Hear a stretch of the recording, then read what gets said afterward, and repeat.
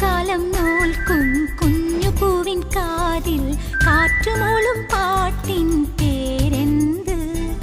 വെള്ളിമേഘത്തേരിൽ വന്നിറങ്ങും പ്രാവുകൾ കൂടുവയ്ക്കാൻ തേടും